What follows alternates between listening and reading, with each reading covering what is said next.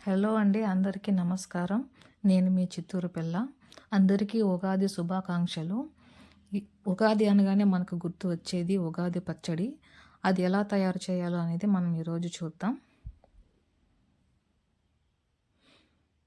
First చింతపండుని బాగా నీటిలో వేసి నానబెట్టి చింతపండు రసం తీసుకోవాలి. చింతపండు రసం తీసుకున్న తర్వాత మామిడికాయలను చిన్న చిన్నదిగా కట్ చేసి వాటిని వేయాలి.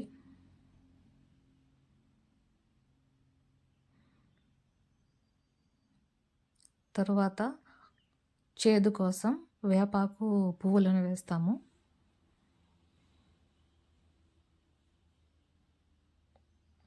కారం కోసం పచ్చిమిర్చిని కట్ చేసి వేసుకుందాం.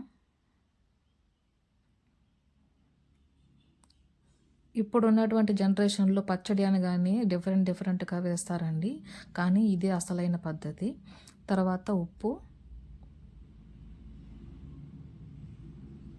అలాగే మనం తీపి కోసం తురుముకున్నటువంటి బెల్లం వేద్దాం. బాగా మిక్స్ చేసుకుందాం.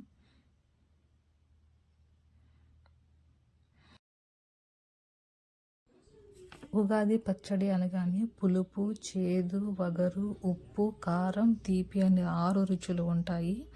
నేను ఈ పచ్చడి అనేది తయారు చేసి అమ్మవారికి నైవేద్యం పెట్టడం అనేది జరిగిందండి.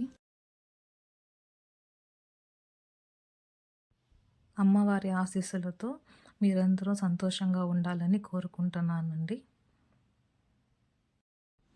మరొకసారి అందరికీ ఉగాది శుభాకాంక్షలు. నేను మీ చిత్తూరు పిల్ల.